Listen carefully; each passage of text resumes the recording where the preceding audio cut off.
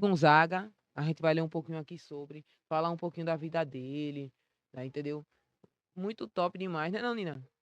É isso aí, ele que teve uma contribuição enorme, né, para nossa cultura mesmo do forró, né, ser espalhado pelo nosso país, né, numa Quer época falar um, fala outro. que o gênero ainda não tinha tanta visibilidade, né, no país. Então foi ele, né, que com suas histórias, com seus relatos, né, trazendo a grande essência da vivência mesmo nordestina ali, né, da cultura, elevou o nome, né, do forró, o nome, né, do Nordeste por todo esse Brasil. Isso mesmo, eu vou. Pega aí, Nina, vamos falar desde o início. Eu vou falar o princípio. Você fala o princípio aí, depois pega do 1, do 2, do 3, e é isso. Eita, que eu não tinha aberto aqui o arquivo. É isso aí. Mas a história aqui que a gente, E, né, e, e, selecionou para contar eu... um pouco, né, fala, que o nosso rei do Baião, ele foi um dos maiores ícones da música popular brasileira, né, e isso é sem sombra de dúvidas, né, um marco de um legado que a gente, eh, vê até hoje, né, porque suas músicas nessa época são as mais tocadas. E não só nessa época, né, os nordestinos realmente escutam Luiz Gonzaga durante todo o ano. E ele nasceu em 13 de dezembro de 1912 na fazenda Caiçara, em Exu, lá em Pernambuco. Ele foi responsável por popularizar o baião, o xota e o chachado, levando a cultura nordestina para todo o Brasil. Aí os principais momentos de sua vida.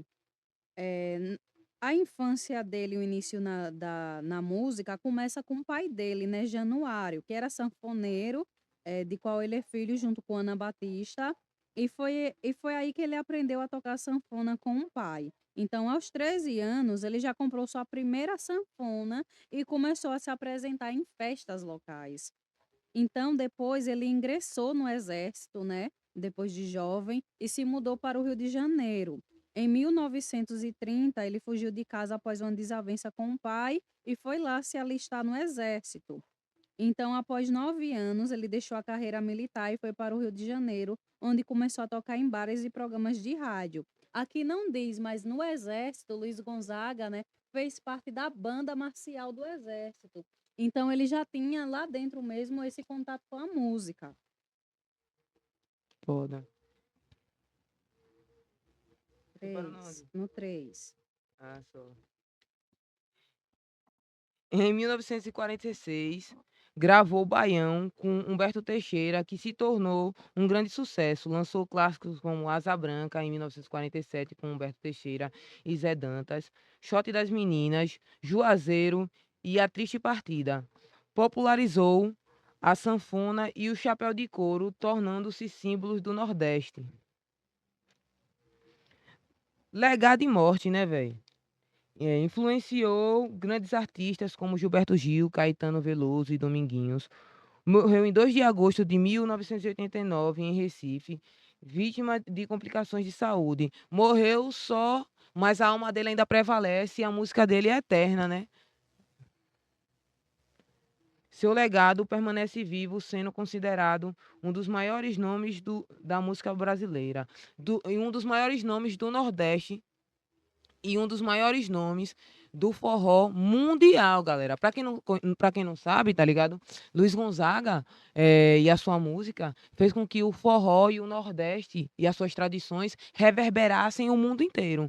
Então, Luiz Gonzaga não foi apenas um músico, mas um embaixador da cultura nordestina, levando sua música, sua raiz para todo o país e para o mundo, viu? Com certeza. E dentro das suas músicas, né, ele trazia os relatos, as vivências, as dificuldades mesmo do povo nordestino, né? Ele canta uma música que fala sobre as viagens, de como era no pau de Arara para chegar em São Paulo em busca de novas oportunidades. E isso, né, essa imigração, muitos nordestinos passaram e ainda passam, né, por por essa busca de sair do seu lugar de origem para acessar novos lugares com novas oportunidades. Então, tudo isso Luiz Gonzaga já trazia na sua música, né? Ele contava histórias de maneira muito vivas e ricas, né? Naquela música mesmo do parto lá com Samarica Parteira. É uma história maravilhosa, né? Uma riqueza de detalhes. E muito se fala, né, que foi Luiz Gonzaga que estruturou o que seria um trio Pé de Serra do jeito que ele é. Foi Luiz Gonzaga que, se inspirado no chão do chocalho, ele pensou e desenvolveu o triângulo. Então, se hoje a gente tem o trio Pé de Serra com um sanfoneiro, um zabumbeiro e um trianguista, foi Luiz Gonzaga que pensou mais ou menos nesse formato, né? E fundou, assim, essa cultura, né. A gente sabe que essas vivências também têm colaborações de outras pessoas, mas ele foi um ícone do forró, né, e um ícone da cultura, né, do seu chapéu de couro, do seu gibão e de levar, né, o forró para o Brasil inteiro e por que não para o mundo, né. Com certeza.